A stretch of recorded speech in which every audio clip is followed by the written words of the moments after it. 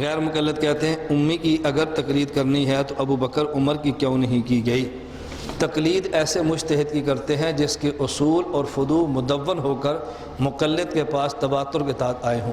صدیق و عمر مجتہد تھے لیکن ان کے اصول اور فروع مدون ہو کر امت کے پاس موجود نہیں ہیں۔ ولادت ابو حنیفہ کے بعد قیامت تک ان کی تقلید کرنے کی دلیل کیا ہے؟ اس لیے کہ قیامت تک درجہ اسباب میں مجتہد مطلق پیدا نہیں ہوگا تو مجتہد مطلق کی تقلید کریں گے نا۔ جب کوئی مجتہد مطلق آئے گا تو پھر ہمیں دے دینا، ہم ان کی تقلید چھوڑ دیں گے۔ امام صاحب کی اپنی کوئی تصنیف نہیں۔ بالکل اسی طرح اگر کوئی بندہ عیسائی پوچھے کہ جی میں کلمہ پڑھنے کے لیے تیار ہوں لیکن رسول اللہ صلی اللہ علیہ وسلم کی کوئی کتاب دکھائیں، تو آپ کتاب دکھا سکتے ہیں۔ جس طرح حضور کے ہاتھوں کی کتاب نہ ہونا یہ پیغمبر میں نقص نہیں ہے، تو مجتہد کے ہاتھ کی کتاب نہ ہونا مجتہد کا نقص بھی نہیں ہے۔ یہ الگ بات ہے کہ امام صاحب کی کتابیں الفقہ الاکبر کے نام پر موجود ہیں۔ امام ابو حنیفہ کی ولادت سے پہلے کس کی فقہ پر عمل ہوتا تھا؟ فقی متعین نہیں تھا، مختلف فقہاء کی فقہ پر عمل ہوتا تھا، حتیٰ کہ رسول اللہ صلی اللہ علیہ وسلم کے دور میں صحابہ نے دوسرے مجتہدین کی فقہ پر عمل کیا ہے، جس پر بہت ساری مثالیں موجود ہیں۔ معروف مثال کون سی ہے؟ رسول اللہ صلی اللہ علیہ وسلم نے صحیح بخاری میں حدیث ہے، صحابہ سے فرمایا لا یصلین احد العصر الا فی بنی قریظہ، عصر کی نماز بنو قریظہ کے محلے میں پڑھنا۔ جب راستے میں گئے سورج غروب ہونے کے قریب آ گیا تو بعض نے عصر وہیں پڑھ لی اور بعضوں نے کہا ہم تو قضا کریں گے، نہیں پڑھیں گے وہاں جا کر، تو بعضوں نے قضا کی بنو قریظہ کے محلے میں پڑھی ہے اور بعضوں نے ادا کر لی۔ نبی پاک کو پتہ چلا تو ولم یعنف علی واحد، امام بخاری فرماتے ہیں کسی پر بھی تنقید نہیں فرمایا، دونوں ٹھیک ہے۔ تو صحابہ کے دور میں بعض اجتہاد کرتے دوسری تقلید کر لیتے تھے، تو امام صاحب کے پہلے کا تو مسئلہ ہی الگ ہے۔ امام صاحب کی ولادت سے پہلے کس کی تقلید شخصی ہوتی تھی؟ حضرت ابو بکر صدیق کی، حضرت عمر بن خطاب کی، عثمان بن عفان کی، علی المرتضی، تقلید شخصی دی۔ دلیل کیا ہے؟ علیکم بسنتی وسنت الخلفاء الراشدین المہدیین۔ خلیفہ راشد ایک دور میں ایک ہوتا ہے، دو نہیں ہوتے، اس لیے ایک کی تقلید کا حکم ہے، اسے تقلید شخصی کہتے ہیں۔ خود رسول اللہ کے پاس ایک عورت ہے، بخاری میں روایت ہے، مجھے مسئلہ بتائیں، فرمایا کل آنا، اس نے کہا میں کل ہوں آپ نہ ہوں، فرمایا فَإِن لَمْ تَجِدِينِي فَاتِي أَبَا بَكْرٍ، اگر میں نے ابو بکر کے پاس جانا، یہ تقلید شخصی ہے۔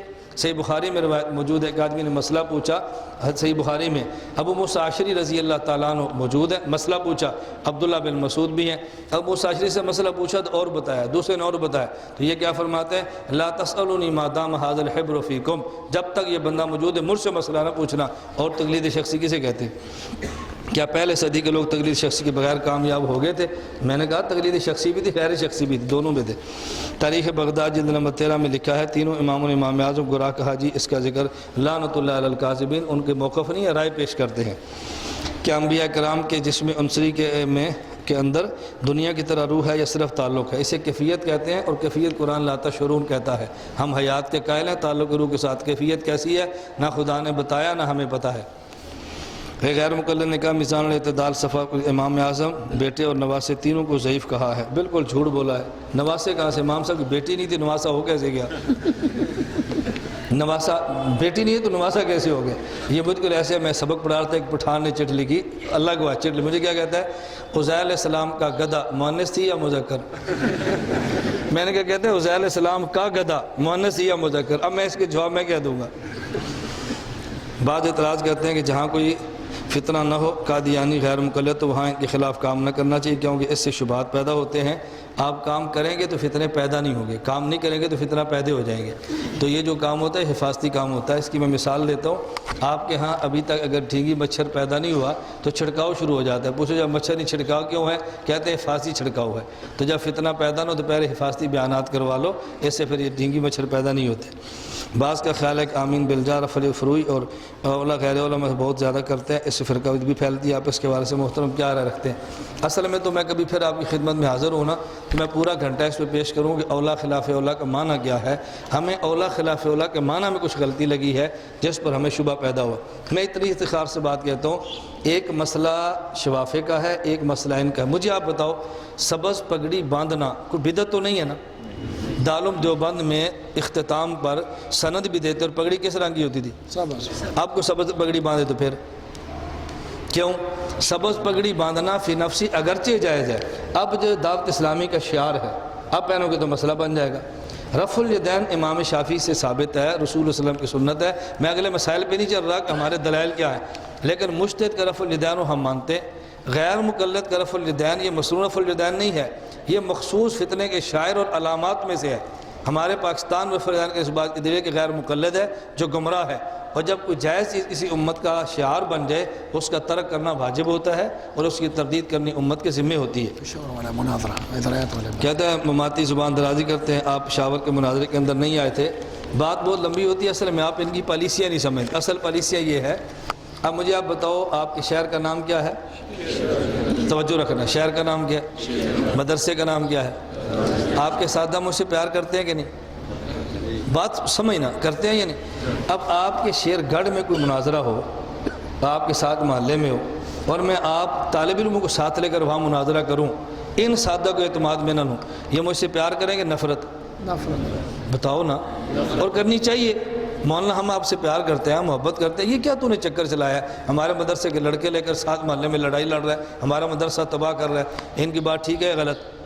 یہی بات اشاعت والے کرتے ہیں۔ انہوں نے کیا کیا کہ پشاور میں لونڈے اکٹھے ہو گئے، چند لڑکے اکٹھے ہو گئے، کہا جی مناظرہ کرو۔ میں نے کہا میں کرتا ہوں جب مجھے پشاور کی دیوبندی علماء کہیں، نہیں سمجھے؟ پشاور کے علماء، نتیجہ کیا نکلے گا؟ میں طلباء سے لڑکوں گا، پھڈا ہوگا، یہ سارے مولانا فضل الرحمان صاحب کے پاس جائیں گے۔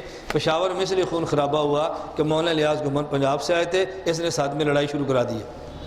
یہ دو مولوی پنجاب سے لڑائی شروع کرا دی۔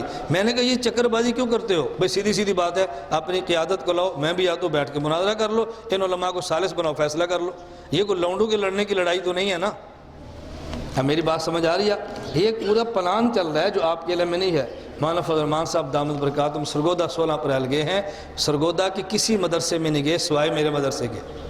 میرے پاس مولانا تشریف لائے، فروری پچھلے سال مولانا نے مجھے اسلام آباد اپنے گھر بلایا اور 1.5 گھنٹہ مجھے بلا کے رکھا، بڑی تفصیلاً ہماری بات ہوئی۔ مولانا بہت محبت فرماتے ہیں، اور میرے خلاف چال کیا چلی جا رہی ہے کہ مولانا الیاس گھمن کے لڑکوں سے مناظرے کراؤ، پھر لڑائی ہو، پھر خون گرے، پھر سر پٹیں، اور پھر ہم جمعیت سے کہ اس کا بائیکاٹ کرو، دیکھو یہ ہمارے شہر کو خراب کر رہا ہے۔ میں کہتا ہوں میں یوں مناظرے نہیں کرتا، اپنا مسلک عقیدہ بیان کرتا ہوں۔ اگر کبھی مناظرہ کرنا ہو ان کی قیادت لاؤ، ہمارے علماء کو بٹھاؤ، ان کی موجودگی پر بیٹھ کے میں مناظرہ کرتا ہوں، ویسے بازاروں میں مناظرے کرنے کے لیے تیار نہیں ہوں۔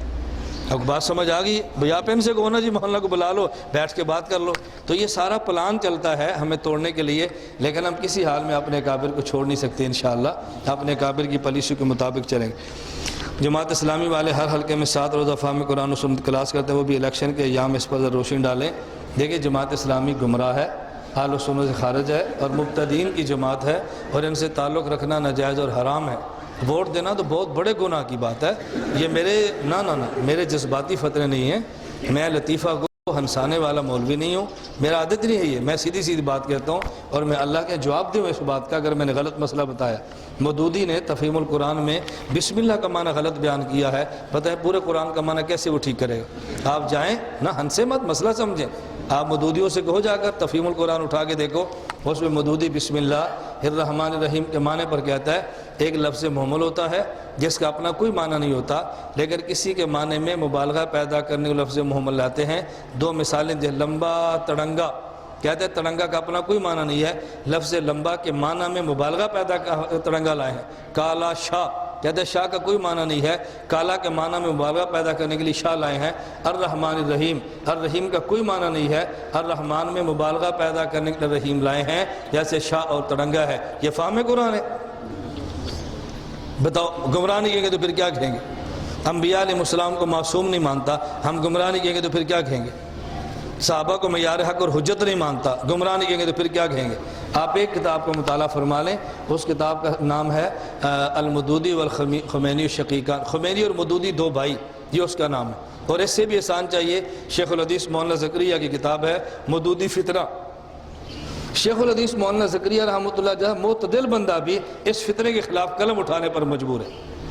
حضرت شیخ جیسا معتدل بندہ بھی، بتاؤ کتنا بڑا فتنہ ہوگا۔ اور ووٹ دے کر کسی کو اسمبلی میں لے جانے کا مطلب یہ ہے ہم ایسے بھی تو کہ اپنا رہنما مان لیں، بھئی ہمارے بس میں نہیں، آپ برداشت کر سکتے تو کریں، ہم نے مسئلہ بتا دیا آپ۔ مزاربت کا کام جائز ہے کہ نہیں؟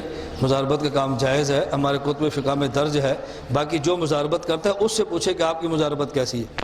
تقریر کرنا جائز ہے کہ نہیں؟ بتاؤ، کوئی غلط مسئلے بتائے تو پھر مزاربت تو جائز ہے، جو بندہ مزاربت کرتے ہیں اسے پوچھے بھی آپ کون سی مزاربت کرتے ہیں۔ سب کو ایک جگہ پہ ہانکنا تو ٹھیک نہیں ہے، ان سے پوچھے آپ کی مزاربت کیا ہے۔ اگر اصول کے مطابق ہے تو جائز ہے، اصول کے خلاف ہے تو بالکل نہ جائز ہے۔ میری گزارش سمجھ آ گئی آپ کو؟ میں نے خواب دیکھی ہے کہ میرے ماں باپ حج کو جا رہے ہیں، اللہ آپ کو بھی حج پہ لے جائے، ماں باپ کو بھی لے جائے۔ آپ کہتے ہیں امام حنیفہ کے تابع ہیں، لیکن عقیدہ میں آپ امام صاحب کے تابع نہیں بلکہ ابو منصور ماتریدی کے تابع ہیں۔ یہ بات بالکل ایسی ہے جیسے آپ کہیں گے آپ کہتے ہیں امام حنیفہ کے تابع ہیں اور آپ خود کو دیوبندی بھی کہتے ہیں۔ حضرت امام صاحب رحمۃ اللہ علیہ کے بعد جب گفتگو چلی ہے اہل سنت کے عقائد، اہل اعتزال کے عقائد میں، تو اہل سنت کے عقائد میں ایک تعبیر ہے معتزلیوں کی، ایک تعبیر ہے ابو منصور ماتریدی کی۔ ہم ان تعبیرات میں امام ابو منصور ماتریدی کی تعبیرات مانتے ہیں۔ اس کا معنی یہ نہیں ہے کہ قائد میں امام صاحب کو چھوڑ کے ان کو مانتے ہیں۔ اللہ میں بات سمجھنے کی توفیق عطا فرمائے۔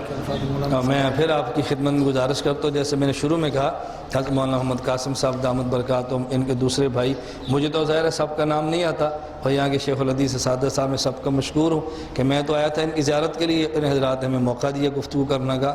اللہ اس مدرسے کو ظاہری اور باطنی برکت عطا فرمائے، اللہ اس کے فیض کو پوری دنیا میں لا إله إلا الله، لا إله إلا الله، لا إله إلا الله، ما لنا رب سواه.